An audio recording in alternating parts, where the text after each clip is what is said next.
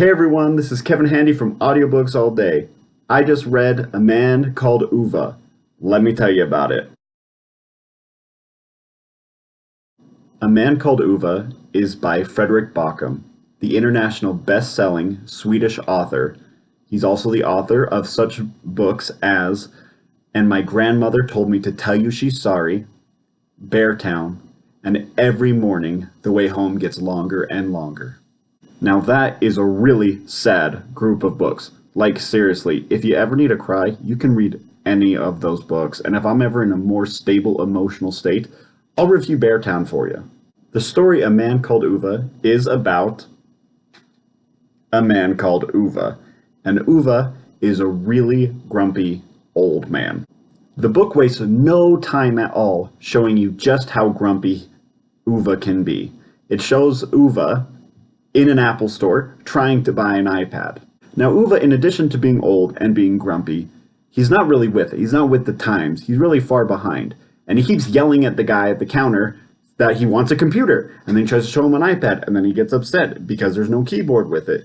And Uva he doesn't really understand technology. And it really immediately endears you to this very angry man who's yelling at the store clerk. After watching Uva trying to buy a computer for a few pages, you were suddenly taken back in time. So wherever the beginning was, it really wasn't the beginning, it was just Uva trying to buy an iPad. And then it really takes you to really where the beginning is. And Uva is in his house, and he is getting ready to kill himself. We find Uva in his house, and he's preparing to put a hook in his ceiling so that he can hang himself. When, all of a sudden, he hears some idiot trying to back up a trailer.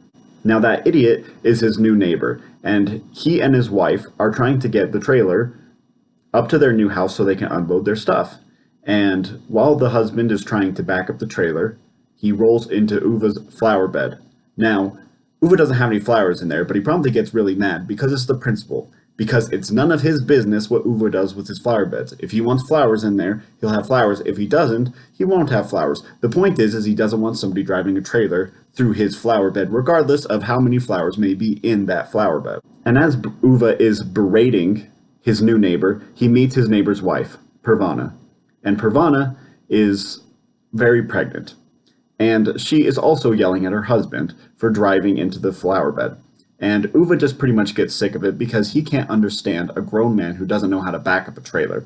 So he gets in the car himself and he backs up the trailer. And Uva's attempt to commit suicide has just been foiled. Why? Because now it's dark. And if he tries to kill himself in the dark, he's going to need light so that he can hang the rope. And if he leaves the light on, then the electric company is going to get money. And it's just the principle. Because he can't die and let the electric company get more money than they deserve. The next day, just as Uva is finally getting some peace and quiet so he can hang up his hook, he hears a knock at the door, and it's his new neighbors. And they have cookies, and an ulterior motive. Let this be a lesson to you: if somebody brings you cookies, they generally have an ulterior motive. However, the severity of the ulterior motive is in direct inverse correlation with how delicious the cookies are. If the cookies are really good, the ulterior motive can be pretty bad and the cookies still make up for a lot. However, if you dare put raisins in oatmeal cookies and pretend like they're a delicious treat, you are in the wrong. I don't care what you're asking for. And Uva's neighbors ask for a ladder because the husband is going to climb up the ladder and try to open a window that is jammed. Later on, when Uva has finally got some peace and quiet, he gets interrupted again because his stupid neighbor has fallen off the ladder and now he has to take the family to the hospital. So he takes Pervana and her daughters to the hospital, where Uva wastes no time getting in a fight with a clown. Later, when Uva is trying to kill himself, the rope breaks.